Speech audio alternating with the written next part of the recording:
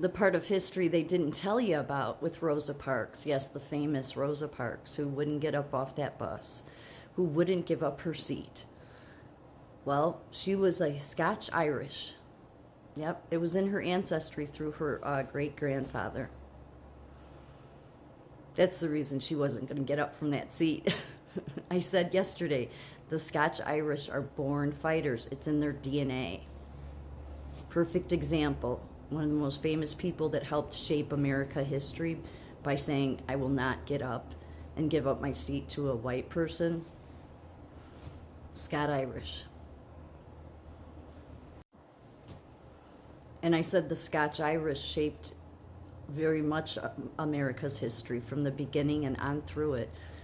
She's an example, but nobody in the universities tells you about her lineage with Scotch-Irish, that she's Scottish-Irish. Nope, because it doesn't fit the narrative. They need you to hate they need the blacks to hate the whites. I mean, that's always what they've needed. That's always what they've been doing. I mean, I think with social media, that's the one good thing, is that people are realizing, for number one, that the Democrat Party was the party that supported slavery, but that they totally twisted all that. But that people are realizing that this has been deliberately done by Marxists and socialists to divide people. Yep, Rosa Parks' mugshot. A famous black woman that stood up. Yeah, people say, oh, she stood up against the whites, but she literally had Scotch-Irish in her. And most black people in America would think that, well, Scotch-Irish doesn't apply to me. No, it does. It's like 38% of black people have Scottish-Irish in them. And this man, the father of black history. As you can see, they're the first racially integrated college in the American South. It was founded by former Presbyterian minister of Scotch-Irish descent, Reverend John Craig Fee, a committed abolitionist.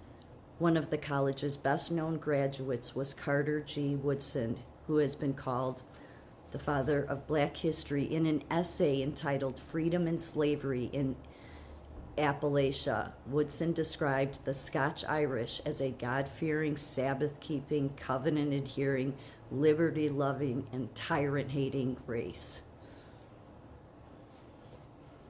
Because the Scotch-Irish, who were mainly Presbyterians, the Presbyterians would not allow slave owners to be a part of their denomination. And they were a big part of the Underground Railroad. They used their churches and, yeah, to free many. Nobody would ever think that, right? Because America's been told, well, those Scottish-Irish, they're the racist ones. Well, yeah, that's what the socialists in the university have wanted to push, but then they're the epitome of garbage and poor character people. And I know that some of these I showed already, but they're important because there are black people that celebrate their Irish roots. There is.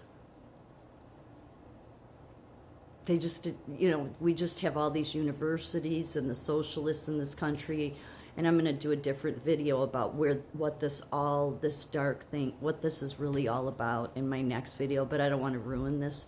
Not that I'm trying to show that when the history talks about the Scotch-Irish shaping America, that meant black people too, because many of them were Scotch-Irish as well. And I thought this was interesting because somebody recently was fighting back and forth with me about how dark-skinned people wouldn't possibly, you know, from Egypt or Africa have blue eyes. Well, early Irish hunter-gatherers were dark-skinned and blue eyes, says expert Dr. Laura Cassidy reveals in an Irish documentary that people who inhabited Ireland some 10,000 years ago had darker black skin and bright blue eyes.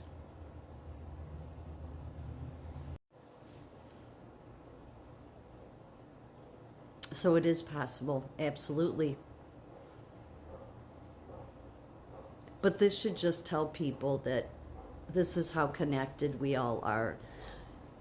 And there's a wicked, evil agenda that I'm going to do another video about, that it needs to be discussed. And I am not one to hold back, so I'm going to discuss it about who's controlling really the media, and it's not the Jews. And who's been behind this wanting to continue to divide Americans by race and color of skin. I've talked about the covenants that were made by like the pilgrims and the people that came here for faith. And I've said in videos before how those covenants, oh, those are that's a bigger contract than any lawyer or judge or anybody that's human on this planet could make. That's a promise with God.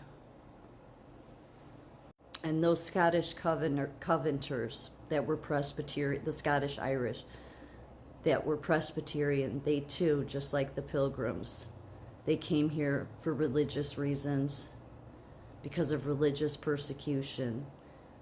They went on to make their Presbyterian churches that you could not be a part of their denomination if you were a slaveholder, and they risked their lives fighting against slavery. And that's the reason America has prospered, even in the face of so many people wanting to destroy it, because there were several Christian covenants made.